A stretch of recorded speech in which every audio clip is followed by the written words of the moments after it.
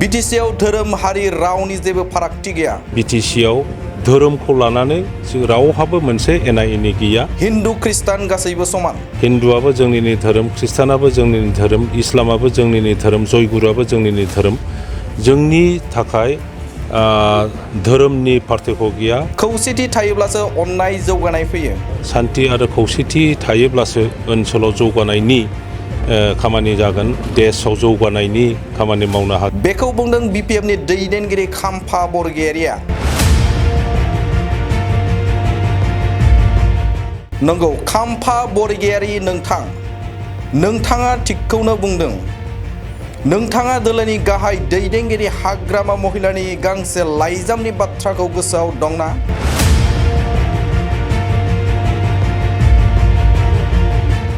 हाग्रामा महिलारिया बै समाव बुंदोंमोन थागिबि बर' सुबुंफोरखौ सरकारारि खाबुनि मुङाव खृष्टान धोरोमाव बास्लायहोदों। बेल' नङा, प्रमद बर'नि दैदेननाय समाव जर जलमै धोरोमाव सोदों। बिटिआरआव गिर्जा चार्च लुनायनि गोख्रों अजद खालामदोंमोन बिथां हाग्रामा महिलारिया।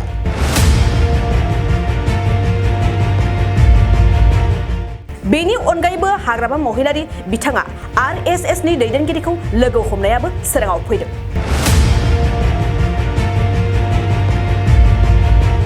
थारैनो धोरोमखौ लानानै राजखान्थि गेलेनो नाजादों नामा हाग्रामा महिलारिया? बिथां महिलारिया बर'फोरनि गेजेराव धोरोमखौ फारागथि खालामनानै गावस्राहोनो थांखि लादों नामा? मा सोलिगासिनो बिपिएफ दलनि दैदेनगिरिफोरनि गेजेराव? माब्लाबा आरएसएसनि आथिं हमनाय, माब्लाबा खृष्टान धोरोमनि गिर्जा गिदिंनानै धोरोम सिबिनायनि गोदै बाथ्रा बुंनाय। थारैनो धोरोमनि हेफाजाब लानानै हाग्रामा महिलारिया बिसायख'थियाव देरहानायनि थांखि सुजुदों नामा? दिनैबो थुक्राझारनि बाप्टिस्ट गिर्जायाव बिपिएफनि गाहाय हाग्रामा महिलारि आरो दोलोनि गोबां दैदेनगिरिफोरखौ आगान हैनाय नुनो मोन्दों। बेनि अनगायैबो थांनाय 7 मेआव बङाइगावनि मिशन चार्चआव बिथां हाग्रामा महिलारिनि बाहागो लाहैनायखौ नुनो मोन्दों। बेफोरखौ नोजोर होयोब्ला बिथां हाग्रामा महिलारिया आन्दोआव दोननाय थांखिनि थाखाय सोलो बोलो बाहायनाया रोखा बेरखांदों। बबेखानि फैबाय थानाय बिसायख'थियाव बिथां हाग्रामा महिलारिया धोरोमखौ लानानै राजखान्थि गेलेनो नाजानायजों बिथांनि गोदै बुंनाय बाथ्रानि रावखौ बेसेबां रायजो राजाफ्रा अनसायगोन बेखौ फैगौ समासो फोरमायगोन।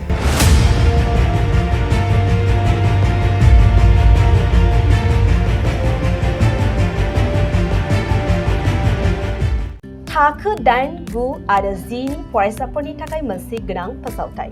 इम्पल्स आसामआ नोंथांनि थाखाय होदों अनलाइन टिउसन एप्सनि सुबिदा। बर' आरो एसामिस मोन्नैबो बिजोंनि 8, 9 आरो 10 थाखोनि बिगियान, सानखान्थि आरो इंराजि आयदायाव अनलाइन टिउसननि सुबिदाखौ होगोन। मोनफ्रोमबो आयदायाव दान मोनसेनि फिसआ 250 रांल' जागोन। 12 दाननि थाखाय फरायसानि अनलाइन टिउसनआ सोलिगोन। इम्पल्स आसाम अनलाइन टिउसन एपआव live class, online test, online assignment आरो डाउट क्लियरिं सेसननि सुबिदा मोननो हागोन।